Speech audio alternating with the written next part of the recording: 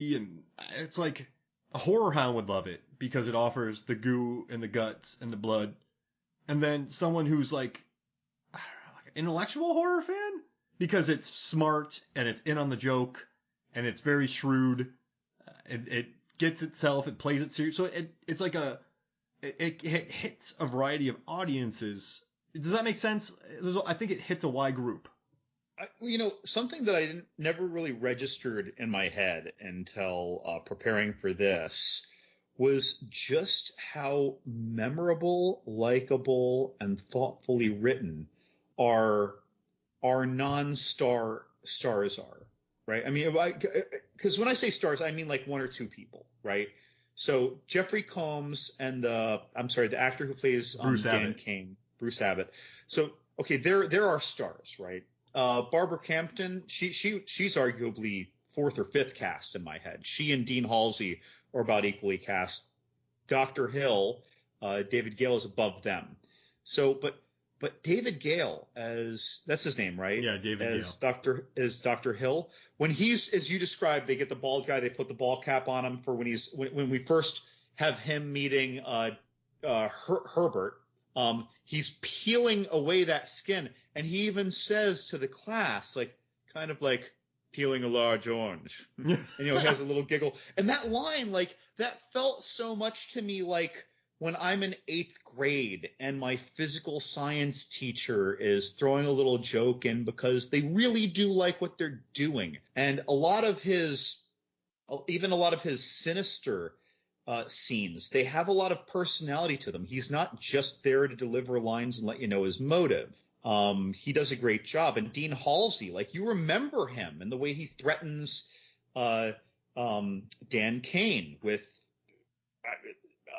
taking away his financial aid, expelling him. You stay away from my daughter, all this jazz. Like, every character feels important, these main characters. And even Megan, that's the one character whose name didn't actually stick very hard with me, by the way, even though I know the character very well. She's imperative in driving the cat scene in the beginning, and she's imperative in laying down our suspicion of Herbert West. She's not a bubble-headed co-ed. Right. She's a legitimate, significant other of a main character. Which is rare in 85. In horror. But of course they did objectify the crap out of her. Oh, amazingly, yeah. But, I mean, a severed head tries to go down on her, so yeah, it's interesting. But you know what? You're right, though. This is a movie that goes there. Even the morgue security guard, he has personality. They did a good job laying down his foundation. His we understand why he trusts and why he would let so easily Dan slip in there, why he's so lax, he's so friendly with these people. Like, we get to see that.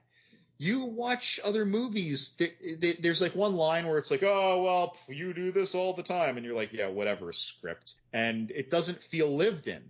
That guy feels lived in. And then when he's in a position to put a gun on them because of what's going on, he's not just confused with what's going on, but these are people that he wouldn't immediately turn on.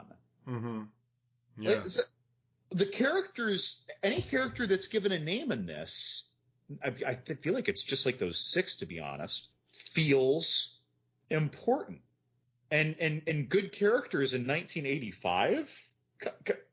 Come on now. Like, that didn't happen. I mean, you had Heather Langenkamp, right? Mm-hmm. And her dad, maybe. He was not as well written, actually. John Saxon's role, he was not as well written in any Nightmare film as any of the characters in this movie. And that's not a fault of Nightmare on Elm Street. It's a credit to this. And you make a great point because, you think about the bench. So it doesn't have the biggest bench, but for those 6 actors, I mean, that's a deep bench that it has. I mean, when can you think of the last time where a David Gale or Robert Sampson, those two kind of, the dad or the evil doctor, are so likable? And they, I mean, just the way they're able to turn and the way they're able to perform, I think they are part of the reason that the movie is so successful. And I guess if you're looking at 85, I guess 85 was somewhat of a decent year for supporting characters because you had, Return of the Living Dead? That had a good, the Punks. You remember, like, the Punks got some personality. Fright Night, that is a pretty deep bench of characters. Day of the Dead had Bud. But then if you think about the other ones, I wouldn't say they're too deep. Like Friday the 13th, part 5? No. That's Crispin Glover, but you don't remember any of those kids' names. Well, that was his first role, and yeah, you wouldn't remember his name. Corkscrew! But yeah, on House was 85? 85 was a good year for horror. But I don't remember the supporting characters in House, because it's basically like a one-hander. But no, I know what you're saying. I think that's reason, I don't know, the success from this, and that's why I enjoyed that viewing that we had, John. It's just, you never see a character like David Gale. I mean, he's just, I don't know, they found the right, and this is another thing, the guy, Stuart Gordon was also looking for stage actors when he did this, because he was a stage director. I mean, everyone thought when he made his first movie it was going to be, like The Addiction, or have you seen The Addiction? No. Christopher Walken as a vampire, or like a Nausea vampire movie. No, like everyone thought he was going to make an art house movie, and then he comes out with Re-Animator, and people were shocked. Like Stuart Gordon made Re-Animator.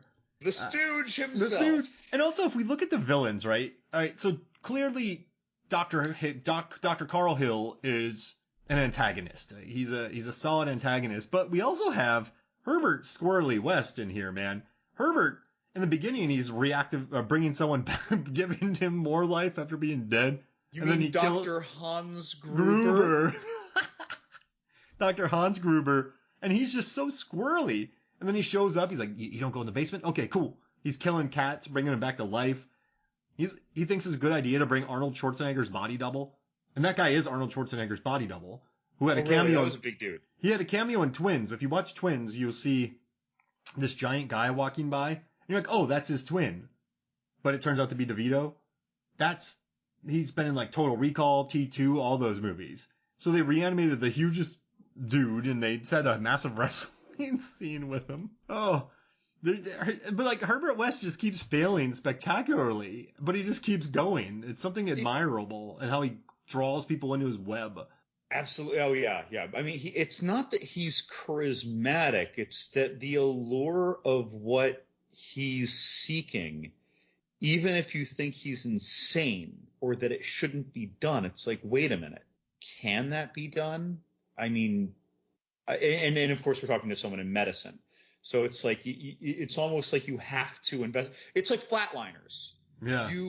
I think you're nuts, Mark, for wanting to flatline and asking me to help you. Wait, you're doing this anyway? Well, shit, I'm doing this too. Like I'm going to see what you see. Like, it becomes this thing where you must be there because you don't get into medicine or whatever academic field to not be at the forefront of something if you have the opportunity to. It's drug-like. It's compelling. You addict to it. I see where the recklessness comes from. And also, John, we're not like, I'm not a doctor, but if we were roommates, and then one night you hear this crashing, I'm like, John, come here, come on. I drag you into the attic, basement. I bring this cat back to life. Everything goes crazy, and they're like, we gotta go here. Like you might be drawn into this because of the sheer insanity of it all. Like, are we bringing things back to life? I think part of it too is that in this movie, you are very rapidly, even though it just starts with a cat, someone could say, oh, it was just a cat at first. It's like, yeah, but you made a zombie cat. So to a human's moral sensibilities, you were past the point of no return when you even agreed to the idea of, okay, prove it to me. Make this cat alive again. Mm-hmm. Like once you did that, you're in. So then when you're like, let's do a human trial, you were already in. Like 15 cc's. Wait, how much did you give him? 35. He went from 15. That was nuts, wasn't it? So when he did 15 on Schwarzenegger's body double and it didn't work, he says, well, I'm upping the dose. 20 cc's more. So he went from 15 to a total of 35. Oh, man. That's nuts. So Herbert West is clearly a genius for creating the juice, the reanimation glow stick. Well, for all we know, he didn't. He killed somebody and took it? He But killed that doctor and took it? He was studying from Dr. Gruber to learn these things.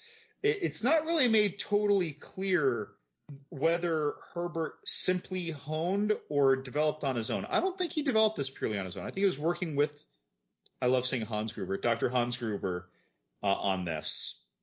And maybe he tweaked something. I don't know. I have a feeling that his work is more in the experimentation with it. I mean, and this is Lovecraftian, don't forget. So, like, just based on the writer, who's to say that whatever chemical they found wasn't from some Prince of Darkness like cylinder found on some archaeological dig by Dr. Hans Gruber's brother at the University of Hamburg or something when Patrick. he was in. You're right. No, wait, who's Hans' brother? Max. No, who's the villain from Die Hard with a Vengeance? Oh God, Jeremy Irons' Simon? character. No, that's like. Well, he says Simon says. I don't know his name. Sorry. But no, it's like we don't really know where this even came from. Like, can he synthesize this? Can he make more of it, or is there a finite amount?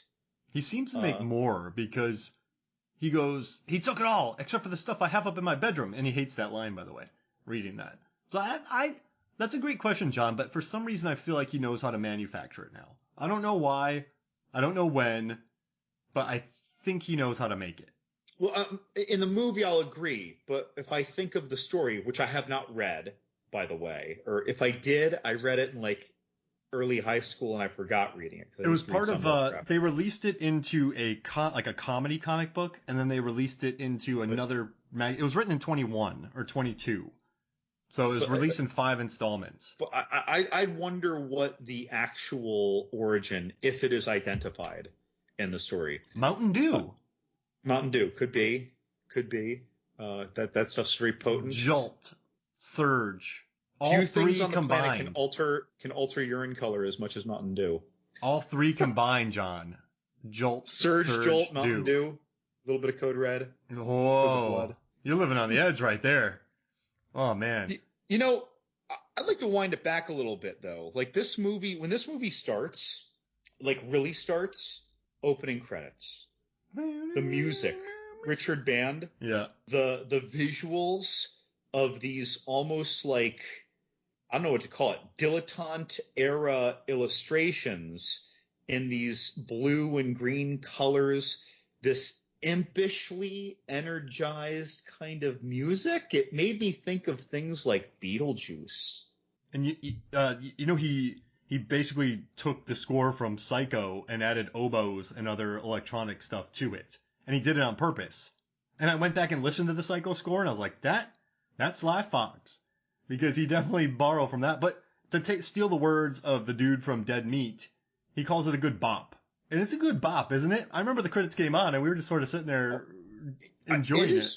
I find it enchanting in a dark way. Yeah. This music could have been playing when the Hocus Pocus witches, those sisters, raised Doug Jones Zombie. Oh, yeah, it's just a good bop, and the animation is fun. I think it opens really well with eyes exploding onto a woman. It's a movie that moves quite quickly too. I mean, it's a 90-minute movie, which is beautiful, John. It's a 90-minute movie, and it just moves. It propels itself forward quite quickly. Well, and it's exposition. Even horror movies that I love have periods where the exposition just feel like, oh, okay, here we're just going to do like 10 minutes of exposition. When you're doing exposition, when Herbert West meets Dr. Hill and he's pulling back the brain, like pulling back the skin, I'm sorry, like peeling a large orange, whatever, that scene is very electric, right? But that's just an exposition scene. Mm-hmm. And the scenes with involving Dean Halsey and Dan when he's being threatened, when he's being kicked out of school. Why does Dan tell him? Basically, like, this is what we've discovered, and we can do this now. And Dean Halsey's like, yeah, you've clearly lost it. You got involved with this radical student. Remember? Yeah. But he was saying we have the power to bring life back to the dead. You know, he was doing the horror trope where you say obviously way too much to someone with no staging to believe it as